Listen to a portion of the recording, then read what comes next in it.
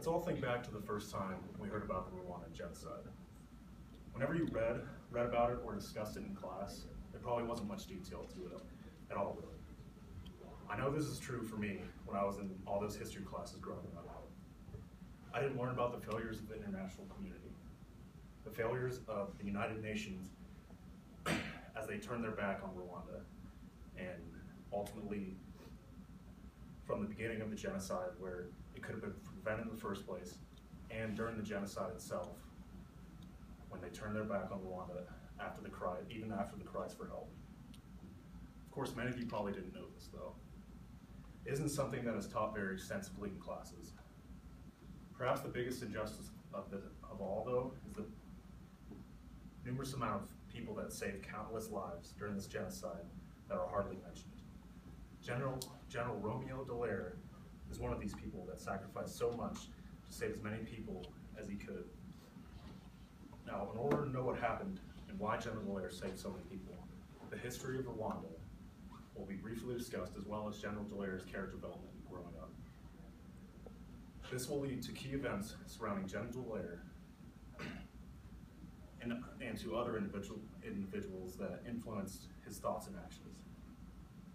These actions were heroic, to say the least, and would not have been accomplished without General DeLair's determined and courageous characteristics to stop those doing horrible things.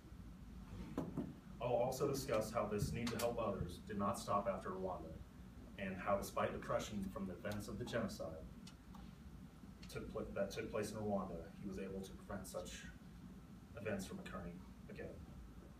General DeLair was born into a military family, the eldest of 3 children and only 1 boy. His father was a non-commissioned officer in the Canadian Army. This would lead General DeLair to the Army as well. Before all of this, though, General DeLair was part of a movement in his high school that emphasized respect towards everyone. He was always fighting for equality for French-speaking Canadians, and this continued when he went to military college. General DeLair was able to move up the ranks and fight for the rights of French-speaking Canadians. This was easy compared to what he would be facing in Rwanda, though. Before starting his long career, his dad told him that he would never be thanked. He probably would never be recognized for such great things that he would end up doing. This proved to be most true in his work in Rwanda. Now, in late 1993, DeLair received his commission as Major General of the UN Assistance Mission for Rwanda. The role of the UN in Rwanda was to essentially mitigate the situation between the Hutu and Tutsi and allow the Tutsi to have a bigger role in the government, which they haven't had since the 1960s. Now, the peacekeeping mission proved to be anything but peaceful, though. General DeLair warned the UN Department of Peacekeeping Operations that the Hutu extremists had a plan to exterminate the Tutsis.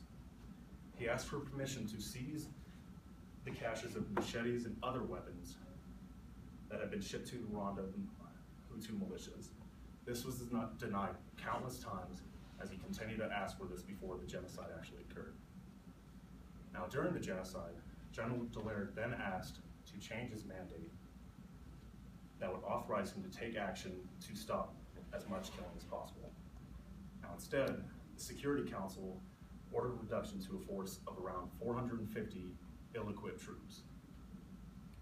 Despite the efforts from the UN to essentially end the mission altogether, General DeLair was able to press on, and with remaining peacekeepers, able to save at least 25,000 Tutsi and Hutu rebels that were against this cause to begin with, that were ultimately they were guarded in churches, stadiums, and hotels with very ill-equipped soldiers, as previously mentioned. Now, to this day, the question on General DeLair's mind is how many people could have been saved if the full force was behind him.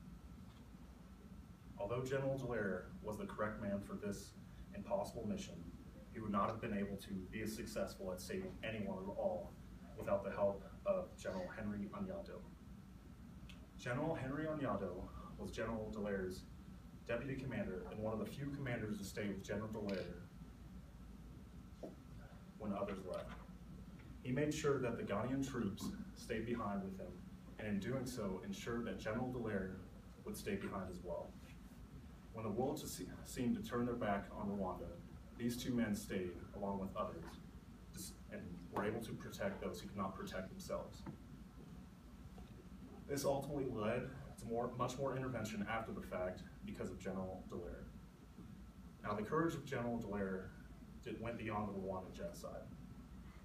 Despite multiple suicide attempts because of PTSD, he has been systematic in helping the way the international community has improved their interactions with everyone when it comes to getting involved in situations like this before it's too late. Laws have been altered because of him, and the fact that he's been able to save those people and the people he hasn't saved, he's been able to account for their horrific details to the international community, which needed to be heard in order for them to change. Now, although character is a word that is thrown around a lot at this school, not many of us would say that our character has been challenged in a way that would alter thousands of lives. General DeLair is determined, along with courageous character that was put to the test on a daily basis in Rwanda. His characteristics of courage came from a strong upbringing from his father. General DeLair has always been determined to strive for equality among his people, so it's not a surprise that he did the same for Rwandans. He stood strong in the face of adversity when the UN pulled more than half of his forces back, and it also did not hurt that General Henry Anyado was there to ensure that he would stay. Now, the only question left remains for you. What would you do in the face of adversity like this?